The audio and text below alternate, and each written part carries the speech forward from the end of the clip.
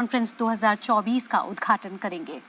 We would like to welcome you, Honourable Prime Minister, sir, by presenting you with a small memento, and I request the Chairman of the Organising Committee of the Commonwealth Attorneys and Solicitors General Conference 2024 and the Attorney General for India, Dr. R. Venkataramani, to please do so now.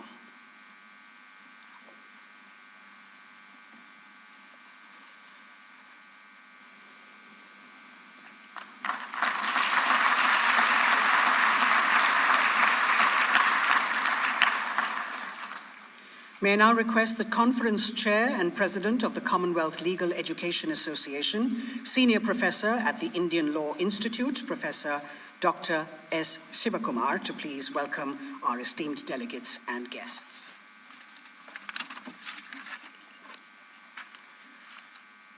Our Chief Guest, Honorable Prime Minister Sri Narendra Modi ji, Honorable Dr. Justice D.Y. Chandrachud, Chief Justice of India, dignitaries on the dais and off the dais. I extend a warm welcome and express gratitude to Honorable Prime Minister for accepting our invitation. The Commonwealth Legal Education Association, inspired by the Prime Minister's vision for G20, is hosting this gathering of Commonwealth attorneys, solicitors, and legal professionals. Aligned with the G20 theme of Vasudhaiva Kudumbakam, or One Earth, One Family, One Future, we aim to promote just and equitable global growth. This conference echoes the G20 message, and I am confident that it will contribute to the ideals. Once again, a heartfelt welcome to our Honorable Prime Minister. Honorable Dr. Justice D.Y. Chandrachud, Chief Justice of India, is praised for his dedication and legal acumen. We welcome you, Lordship.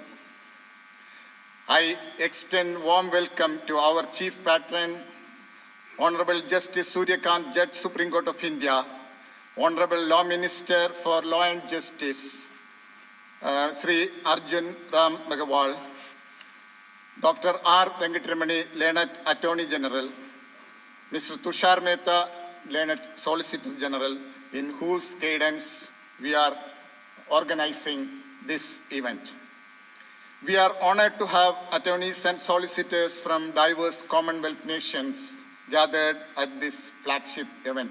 This is the first initiative globally, symbolizing a shared commitment to justice and legal collaboration.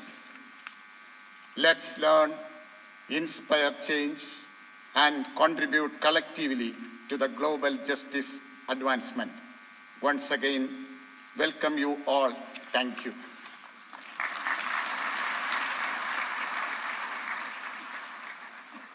Thank you, Dr. Sivakumar. May I now invite the co-chair of the Organising Committee and the Solicitor General of India, Sri Tushar Mehta, to make the introductory remarks.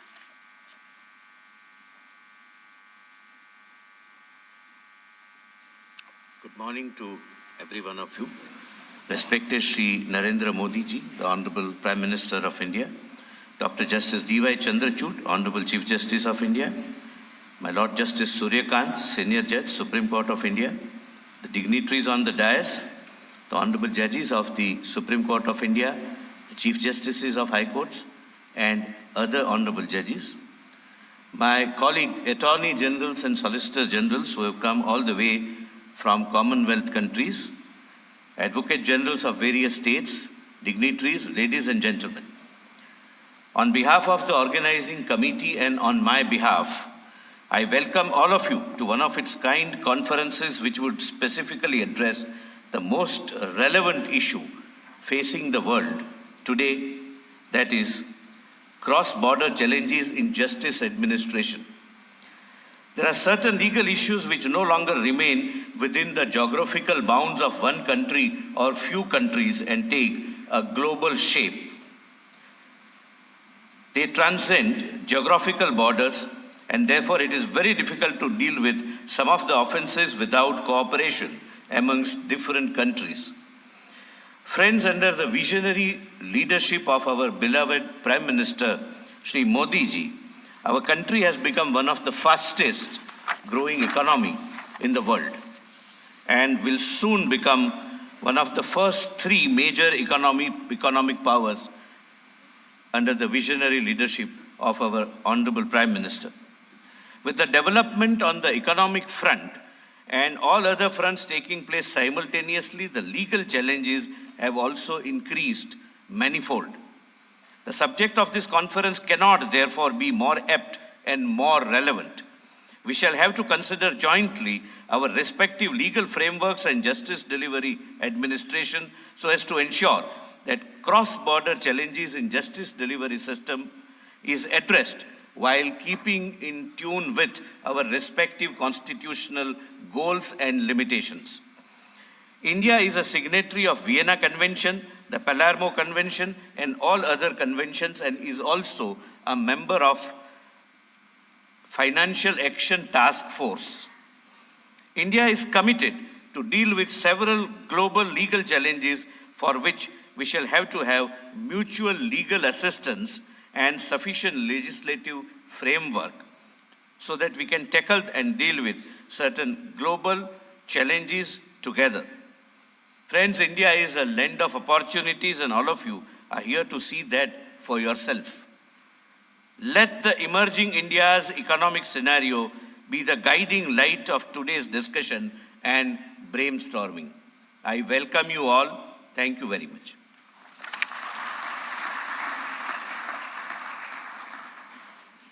Thank you, sir. May I now request the Chairman of the Organizing Committee of the Commonwealth Attorneys and Solicitors General Conference and the Attorney General for India, Dr. R. Venkataramani, to please address the Assembly.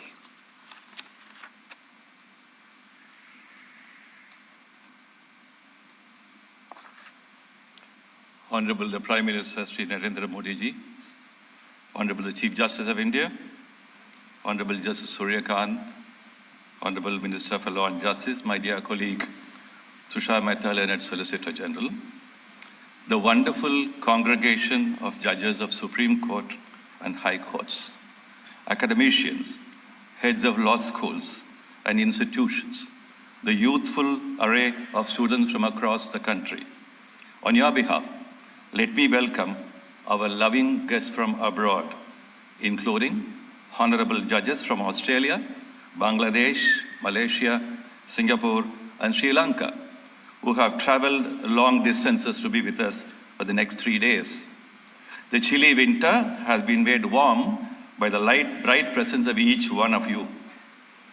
I personally thank each one of our guests for having gracefully accepted the invitation to be part of a great sharing congregation and a lasting journey ahead.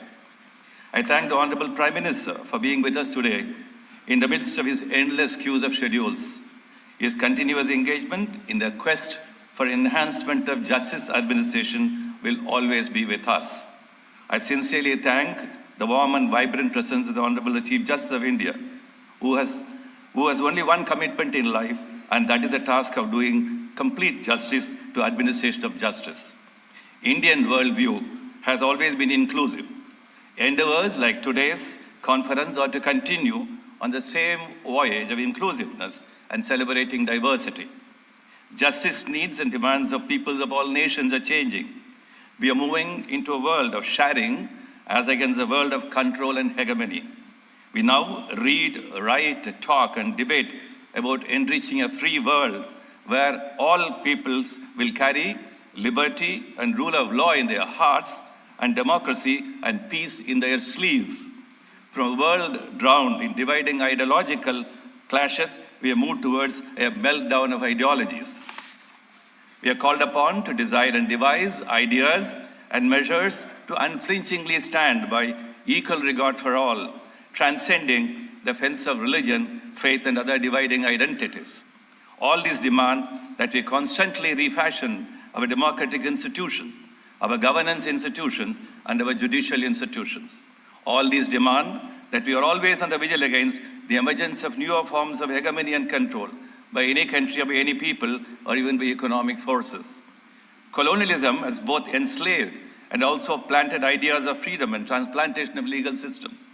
The amalgamation and mergers of legal systems and justice ideas are now our common heritage. The emerging frontiers of technology are like new mind and culture colonizations. They are enabling in as much as they connect and unite all of us. We are here today in many connected ways because of technology. They are challenging in as much as they opened up new doors and windows of control and misuse. In the midst of all this, the old idea of Commonwealth with colonial roots has transformed itself. The Association of Commonwealth Nations is blossoming in new ways. We have the Commonwealth Lawyers Association and the Commonwealth Law Reforms Commission. One missing link, I thought, is the legal education collaboration and its contemporary connection to our exchanges in trade, commerce, and dispute resolution concerns. There has been no concerted effort in the exchange of ideas in the field of legal education among Commonwealth countries. The experiments India has made in the field of legal education are valuable lessons. The study of the scope for Commonwealth justice education framework as a fair model is an exciting invitation. This future Commonwealth framework can aspire to be a global standard. India should act as a great stimulant. While there are efforts to establish international legal standards in areas like human rights and trade, the absence of relevant regional or universal legal codes has left a vacuum and uncertainties in cross-border justice delivery, and thus meets challenges in ensuring consistent justice across borders. The digital nature of many contemporary crimes, such as cybercrime and online fraud, poses challenges in investigations and prosecutions across borders. Our legal education programs may like to have special chapters on these matters. The lack of consistent international regulations in relation to emerging technologies adds to complexity to cross-border legal responses and dispute resolutions. It is time for a Commonwealth Legal Exchange Platform and a Commonwealth Legal Exchanges Convention to begin to address these concerns and to transform the fundamentals of legal education. Today's assembly is symbolically a New Delhi convention. The idea of all of us being together under the umbrella of the Commonwealth Legal Education Association is to debate how to move into changing the landscapes of legal education into justice education.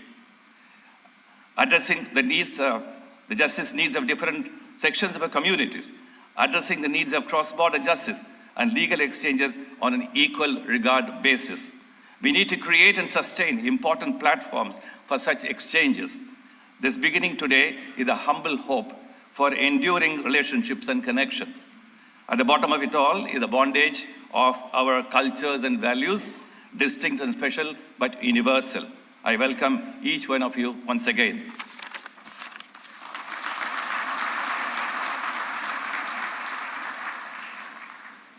Thank you, sir. May I now request the Honourable Minister of State with Independent Charge for Law and Justice, Government of India, Shri Arjun Ram Meghwal, to please address the august gathering.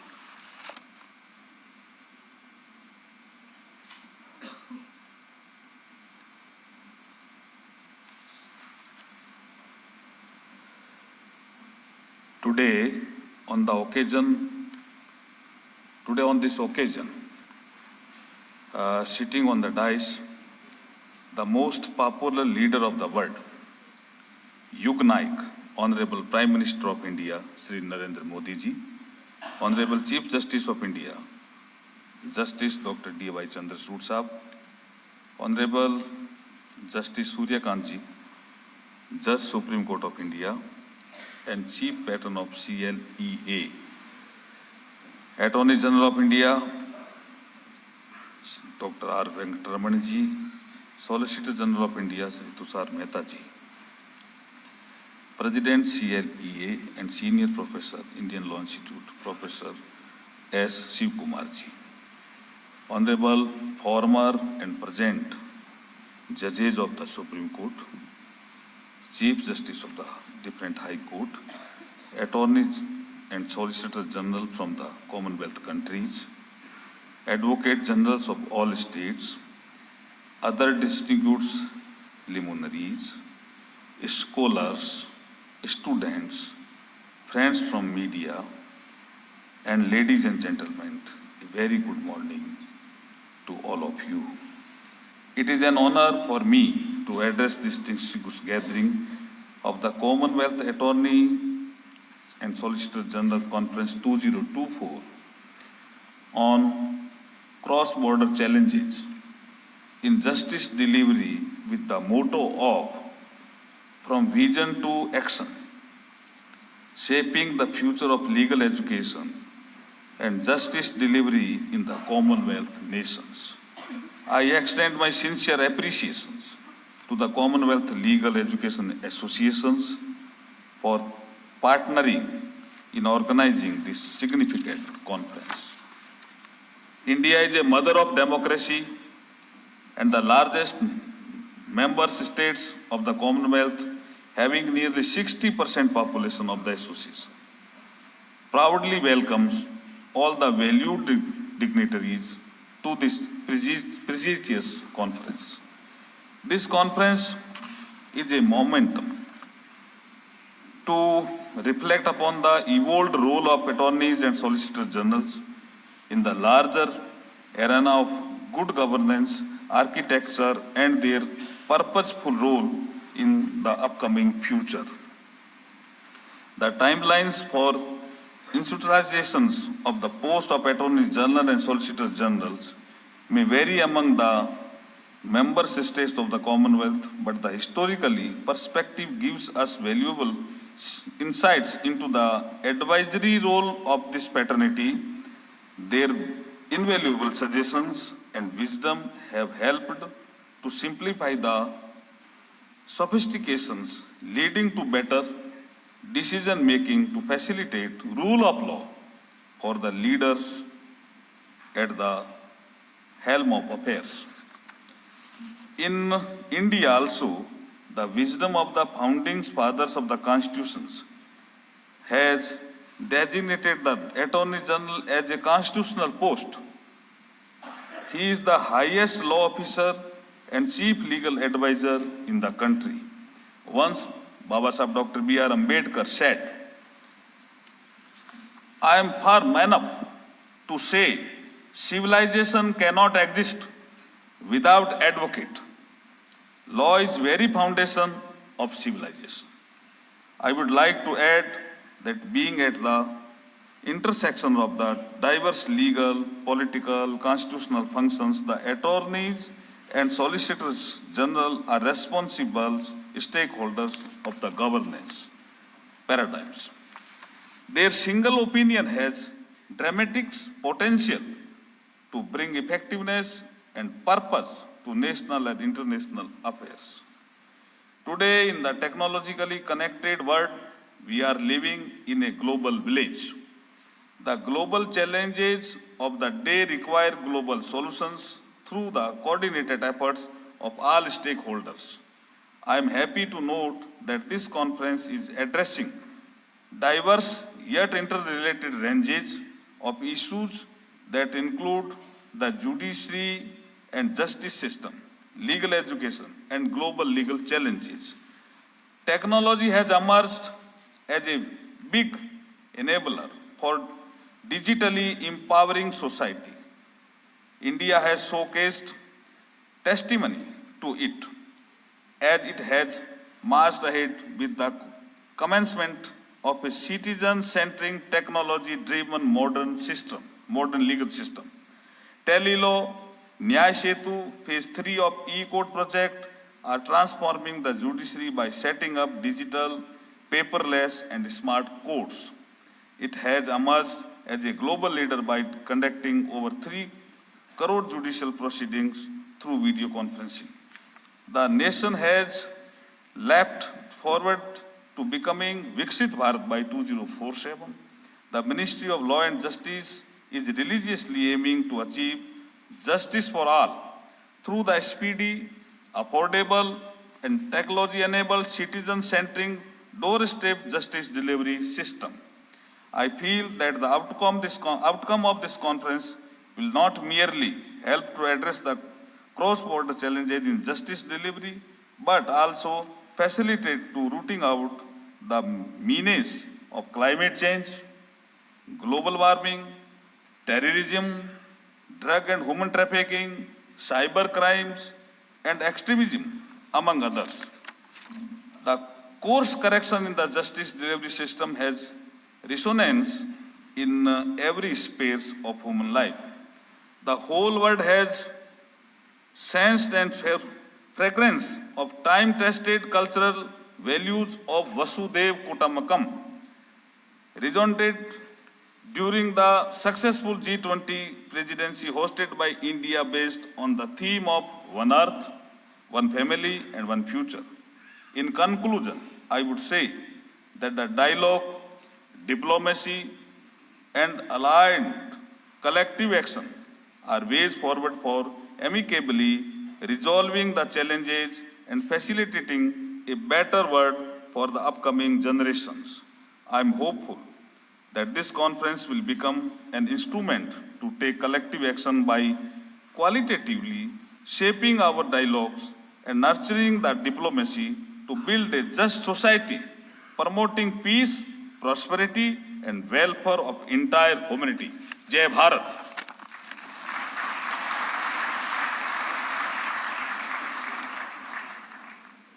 Thank you, sir. May I now invite the Chief Patron and Judge of the Supreme Court of India, Honorable Justice Mr. Surya Kant, to please address the conference.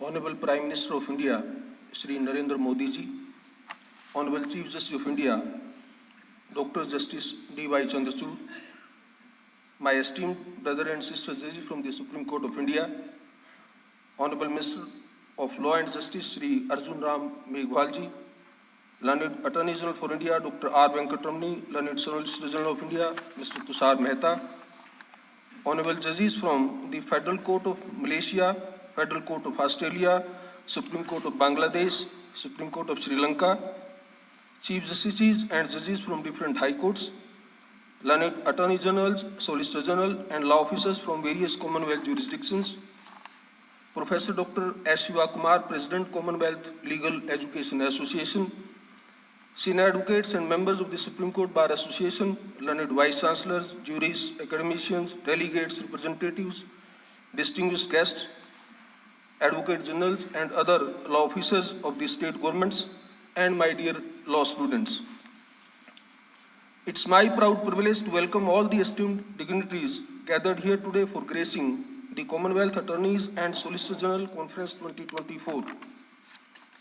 Their presence and unwavering support of this august gathering has added immeasurable value to the success of this momentous occasion. I extend my heartiest congratulations to Learned Attorney General for India, Solicitor General of India and the Commonwealth Legal Education Association for this collaborative initiative and for having organized this event so seamlessly. The Commonwealth Legal Education Association, which I represent as its chief patron, stands as a beacon for advancing high standards of legal education. It is committed to socially relevant and professionally impactful legal education by fostering the development of legal curriculum, supporting law schools in preparing for the evolving professional demands, and promoting continuing legal education. The association contributes to the overarching goal of enhancing legal practices within the Commonwealth. The theme of 2024 conference is cross-border challenges in justice delivery, which addresses the complexities of our interconnected world. It allows us to navigate the intricate legal landscapes that transcend national boundaries. This conference will be an illustrious platform for diverse stakeholders within the Commonwealth to realize the importance of collective wisdom and inclusivity. In light of our shared history and the subsequent trajectory of our development, we must unite collaboratively, jointly hand to traverse the journey of progress together. India stands proudly at the forefront, embodying a commitment to shaping the discussions and outcome of this significant event through its rich legal heritage. This conference aims at bringing together legal luminaries, scholars and practitioners in an effort to translate visionary ideals into tangible actions. Its true significance lies in encouraging substantive discussions on pressing legal issues, promoting mutual understanding of legal mechanisms in the Commonwealth nations, and strategically charting the path forward for the evolution of legal education and justice systems. The presence of outstanding jurists from 30 jurisdictions also represents a unique opportunity to synthesize diverse perspectives and thus becoming a catalyst for transformative change within the Commonwealth legal domain. The motto of the conference, From Vision to Action, Shaping the Future of Legal Education and Justice Delivery in the Commonwealth nations, captures the very ethos of the event and highlights its role in tracing the course of legal education and justice delivery within the Commonwealth and beyond. It reflects the proactive stance of the conference, emphasizing actionable strategies. It also underscores the commitment of the Commonwealth nations to spearhead legal innovation, adapt to evolving challenges, and build a future where legal education is robust, justice is accessible as well as affordable, and the rule of law prevails. The 4 technical sessions will lead us to deliberate on the complex correlation between legislative structure and the administration of justice. The topic, Legal Framework and Advocacy in Justice Delivery, will highlight the need for harmonizing legislative contours while recognizing the interplay that influences the very fabric of justice. The session on Judiciary and Justice in a Changing World prompts us to ponder on the dynamic shifts in the role of judiciary in this ever-evolving world. The judiciary has never been static. It is a living, breathing entity in transition. Bridging the divide in access to justice becomes paramount when we address the disparities that persist in our pursuit of a more equitable legal system. Our focus is to understand these challenges and resolve solutions for strengthening a judiciary that mirrors the values of justice, accessibility, and fairness. Our discussion on global legal challenges and institutional resilience will focus on the cross-border challenges in the justice delivery system. Tackling transnational crimes and enhancing institutional capacities become imperative aspects of our discourse. These deliberations will certainly fortify our institutions, enhance their adaptability, and craft strategies that transcend borders in our pursuit to a more just and secure world. In the last and perhaps the most crucial session would be transporting legal education for the future, a roadmap which propels us into the future, envisioning the transformation and reimagination of legal education, contemplating its role in molding the future of our profession. Rethinking legal education is not an empty exercise, but is a vision statement. It is a strategic guide that would fashion future generations of legal practitioners. This discourse is not only to understand the challenges, but to actively contribute to the evolution of legal education, which is coherent within the framework of 21st century. I firmly believe that the technical sessions will extend beyond dialogue and serve as grounds for inspiration, innovation, and commitment. Through our shared insights, experiences, and solutions, we will surely compose a new legal regime towards a unified legal mechanism that stands poised for the glimmering future. Our challenges are formidable, but so is our spirit. Together, we will strive to create a future where justice knows no boundaries, legal education transforms minds, and our institutions stand resilient in the face of global challenges.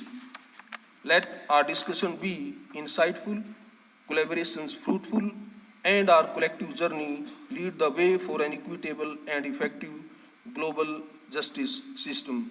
I wish you all enriching deliberations, insightful interactions, and a conference that leaves an enduring mark on the landscape of justice delivery. Thank you very much. Jai Hind.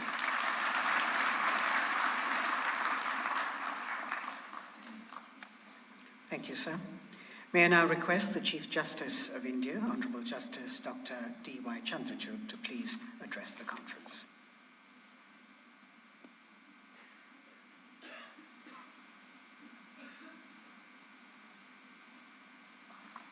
Namaskar.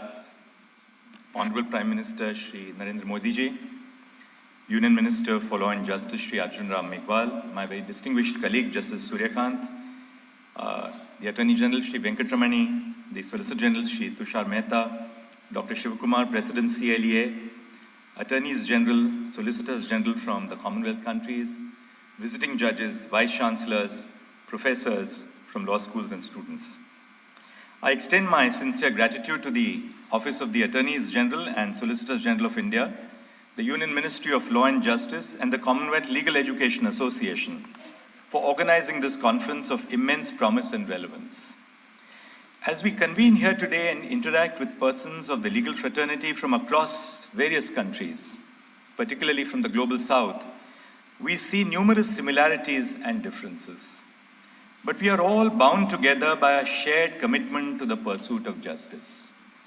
The aim of this conference strikes at the heart of our collective endeavor to foster collaboration between officers of the court entrusted with the responsibility of justice administration. In today's rapidly evolving world, characterized by an array of pressing issues, the need to fortify institutional capacity is more urgent than ever before. This event is not merely a congregation of legal minds. It is a strategic alliance, a noble endeavor towards a more just legal system globally. As the inaugural speaker, I am compelled to underscore the significance of global collaboration and trust building in addressing the diverse cross-border challenges to justice delivery.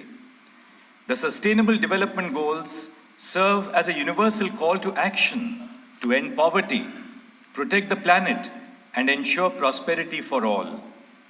These goals resonate deeply with our core constitutional principles of justice, equality, and human rights. These goals are not specific to just India. They are an intrinsic part of our legal systems. But achieving these goals requires collective action on a global scale. By fostering partnerships and sharing best practices, we can amplify our impact and pave the way for a more sustainable future. The legal community plays a crucial role in translating these goals into action by utilizing its expertise to navigate the complexities of law and governance and ensuring that justice and sustainability go hand in hand. One crucial aspect of shaping this future lies in the realm of legal education. Globally, we are witnessing a paradigm shift from textbook-oriented teaching methods towards a more practical-based approach to legal education. While traditional legal education has focused primarily on theoretical knowledge, there is a growing recognition of the importance of practical skills in preparing students to the realities of legal practice. Law schools are increasingly incorporated experiential learning opportunities such as moot court competitions and internships into their curriculum. These initiatives provide students with a hands-on experience and real-world insights, equipping them better to navigate the complexities of legal practice. This is reflected in the countless international moot court competitions which are conducted by various colleges in different parts of the world, including India. Moreover, the emerging trends in legal education, such as the integration of technology and interdisciplinary studies, offer exciting opportunities for innovation and collaboration.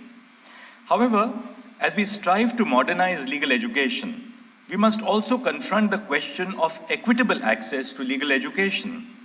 Entrance tests for admission to law schools must not be exclusionary of the socially marginalized. We must ensure that our admissions processes are fair, transparent, and inclusive. This necessitates a holistic approach towards admission and recruitment that considers not only academic performance, but also factors such as socioeconomic background, diversity, and life experiences. Courts not only refer to the jurisprudence evolved by courts of other jurisdictions while deciding questions of constitutional importance, but also refer to the best practices on the administrative side. In the past year, the Supreme Court of India has hosted members of the E-Committee of the UK courts and judges of countries across the world, belonging particularly to the Shanghai Cooperation Organization, SCO countries, where we discuss the best practices for the administration of justice. Our interactions range from discussions on the interface of technology and justice delivery mechanisms and the presence or absence of statutory timelines for pronouncement of judgments once they are reserved by judges. I remember that when I drafted the white paper on reforms to the clerkship recruitment process in 2021 of the Supreme Court, before I took over as Chief Justice of India, my team of judicial law clerks and I studied the process of recruitment of law clerks in various jurisdictions. We identified the best practices in various countries and proposed a reform of the process which would ensure equality and increase diversity of applicants. At this conference, focused on law officers, it is pertinent to consider their pivotal role in upholding the ethics in legal practice. Law officers serve as a primary point of contact between the courts and the government, representing not only the government as an institution, but also the various departments and officials within it. The Attorney General and the Advocates General are posts envisaged under our Constitution. Several other law officers also represent the Union and the states, including the Solicitor General, Additional Solicitor General, Additional Advocates General for the states. The Supreme Court has repeatedly emphasized that law officers and professionals should not only assist the administration of justice, but also uphold the honor of the legal profession through exemplary conduct from both within and outside the courtroom. Ethics in legal practice encompass a wide range of principles, such as offering valuable insights into decision-making. Virtue ethics, for instance, underscores the importance of cultivating moral character and pursuing excellence in every aspect of legal work. In the context of the legal profession, this translates into a commitment to integrity, honesty, and professionalism in all endeavors.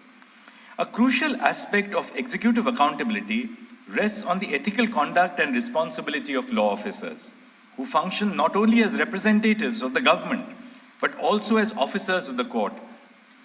The eminent jurist, Nani Palkhiwala, wrote to Mr. Soli Sorabji on his appointment as Attorney General for India, and he said, "The greatest glory of the Attorney General is not to win cases for the government, but to ensure that justice is done to the people." Law officers bear a greater responsibility in upholding ethical standards compared to private practitioners, given their role as guardians of the rule of law. An exemplary figure in this regard is the late Soli Sorabji, a former Attorney General, who during his tenure demonstrated a commitment to justice by advising the Union when it lacked a valid legal case. It is imperative that law officers remain impervious to the polity of the day and conduct themselves with dignity in court, ensuring the integrity of legal proceedings. Simultaneously, we need to recognize the significance of cultivating a shared commitment to justice.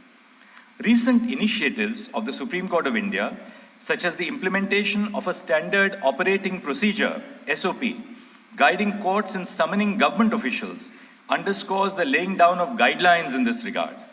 This ensures a smooth code of ethics is formulated by judges in summoning government officials, and they are not summoned arbitrarily. The SOP emphasizes the imperative of treating government officials with dignity and respect in courts, discouraging disparaging remarks based on appearance or attire unless there is a violation of the dress code. Importantly, it cautions against leveraging the power to summon officials as a tool to pressurize the government, emphasizing that such actions should be reserved for circumstances crucial to the administration of justice. This collaborative approach involving legal officers, government officials, and the judiciary reinforces the ethical underpinnings of executive accountability while fostering a culture of mutual respect and cooperation within the justice system. Finally, as we stand at the intersection of tradition and innovation, technology emerges as a powerful force for justice. While it promises to enhance the speed and accessibility of justice, we must navigate carefully. The deep-seated structural and financial hierarchies within our societies in the global south demand consideration to ensure that technology does not inadvertently precipitate existing problems. Modernizing courtrooms and facilities is as crucial as bolstering overall infrastructure, ensuring that technology serves to enhance transparency and accountability and not to perpetuate opacity and inequality. Technology should bring about a transformation, not just automation.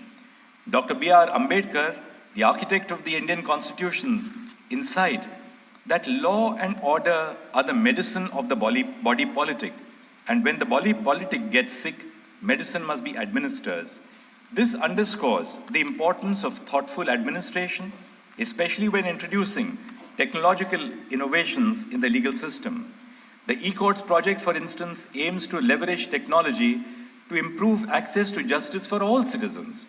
However, we must ensure that technological solutions are designed keeping in mind equity and inclusivity, taking into account the diverse needs and capabilities of all our stakeholders. In closing, let us embrace the challenges before us with optimism and resolve.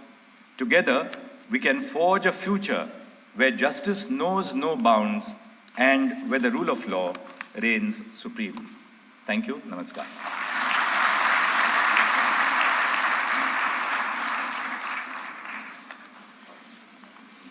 Thank you, Honourable Justice, sir. Ladies and gentlemen, we now have the privilege of hearing the Honourable Prime Minister of India, Shri Narendra Modi, share his thoughts.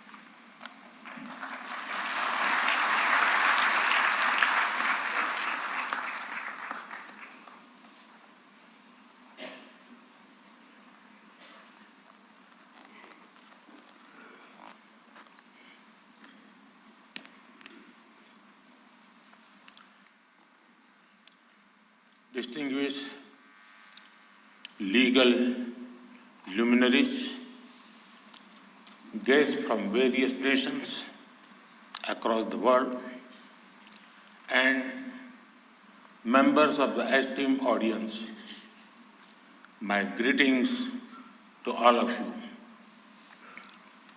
Friends, it is a pleasure to inaugurate this conference. I'm happy that leading legal minds from across the world are here. On behalf of 1.4 billion Indians, I welcome all our international guests.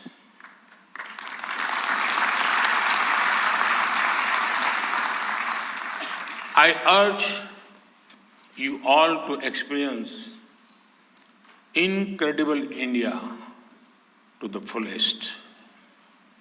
Friends, I'm told that there are many friends from Africa here.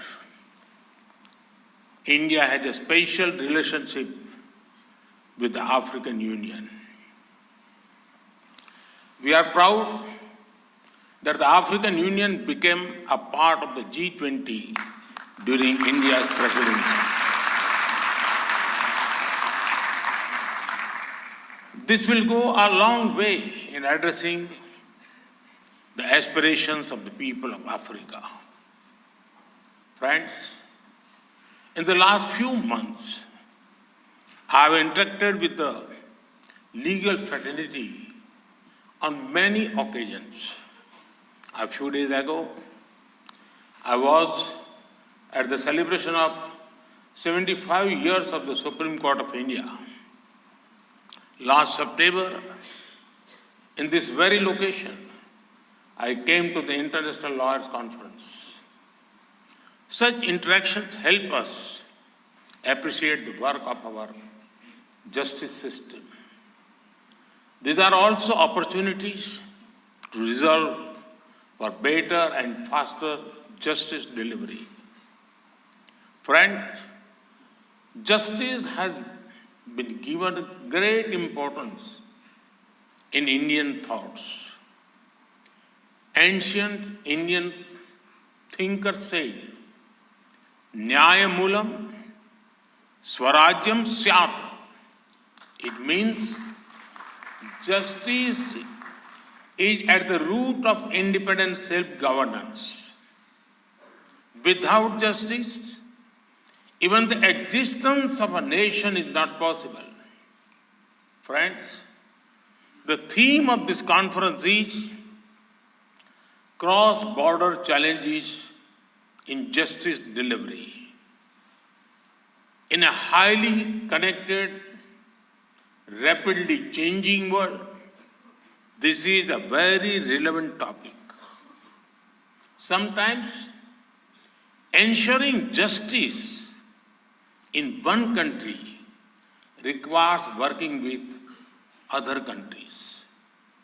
When we collaborate, we can understand each other's system better. Greater understanding brings greater synergy. Synergy boosts better and faster justice delivery. Therefore, such platforms and conferences are important. Friends, our systems already work with each other in many domains. For example, air traffic control and maritime traffic. Similarly, we need to expand cooperation to investigation and justice delivery. Cooperation can happen even while respecting each other's jurisdictions. When we work together, jurisdiction becomes a tool to deliver justice, not delay it. Friends, in recent times, the nature and scope of crime have seen radical change. Criminals have wide networks across various countries and regions. They use the latest technology for both funding and operations. Economic crimes in our region are being used to fund activities in other regions. The rise of cryptocurrency and cyber threats are posing new challenges. 21st century challenges cannot be fought with a 20th century approach. There is a need to rethink, reimagine, and reform. This includes modernizing legal systems that deliver justice. This includes making our systems more flexible and adaptable. Friends, when we speak of reforms that need to be focused on making justice system more citizen-centric, ease of justice is a pillar of justice delivery. In this space, India had many learnings to share. In 2014, the people of India blessed me with responsibility of becoming the Prime Minister. Before that, I worked as the Chief Minister of the state of Gujarat. Back then, we decided to set up evening courts. This helped people attend court hearing after their work hours. This gave justice but also saved time and money. Hundreds of thousands of people benefited from this. Friends, India also has a unique concept of Lok Adalat. It means people's court. These courts provide a mechanism to settlement of small cases related to public utility services.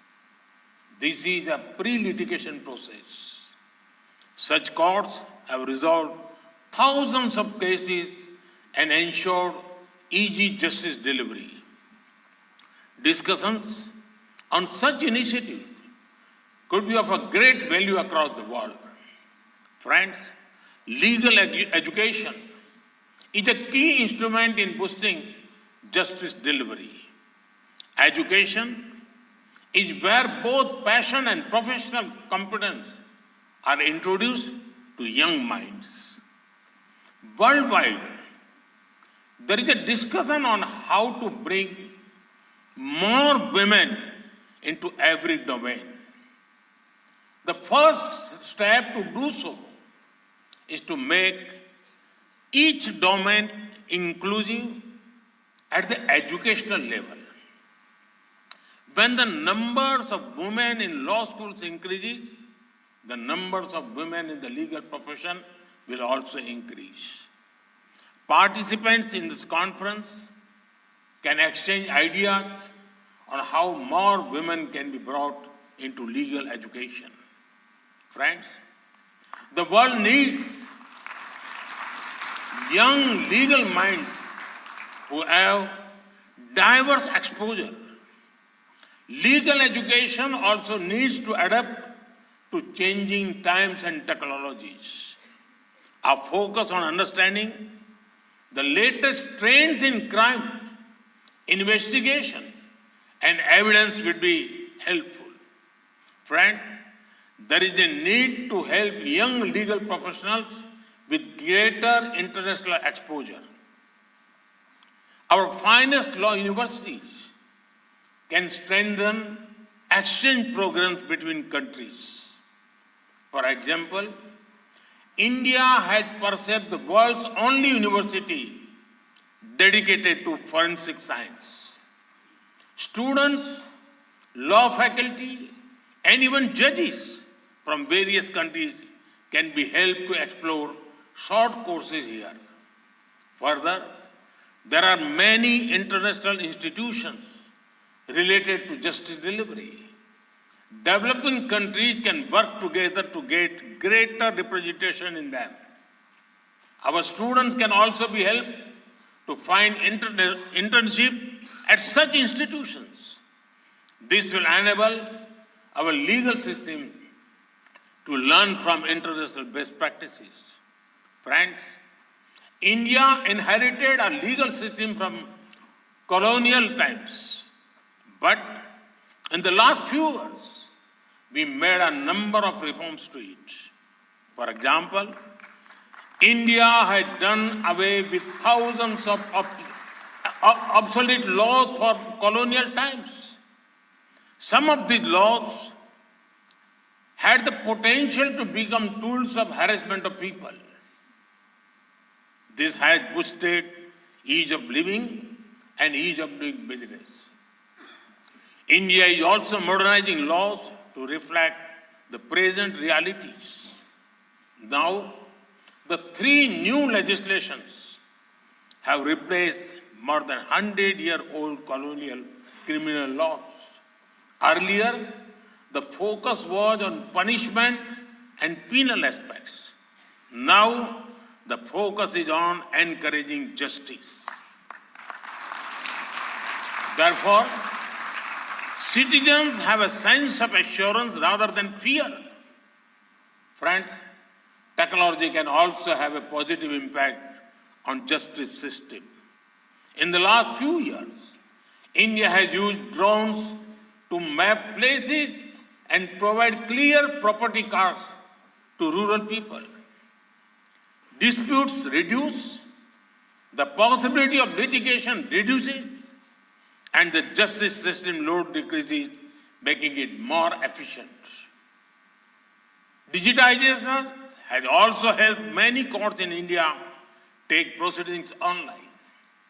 This has helped people access justice even from far-away locations. India is happy to share its learning in this regard with our countries. We are also keen to learn about similar initiatives in other countries. Friends, every challenge in justice delivery can be addressed, but the journey starts with one shared value. We must share a passion for justice. May this conference strengthen the spirit. Let us build a world where everyone has access to timely justice and none is left behind. Thank you. Thank you very much.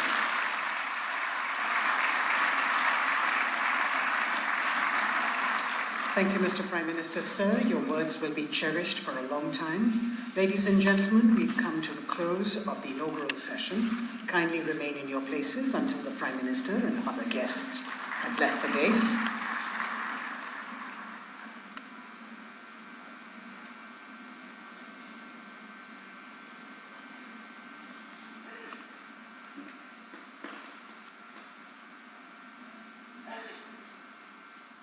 तो तो दिल्ली के विज्ञान भवन से अभी आप सुन रहे थे प्रधानमंत्री नरेंद्र मोदी को, जो कि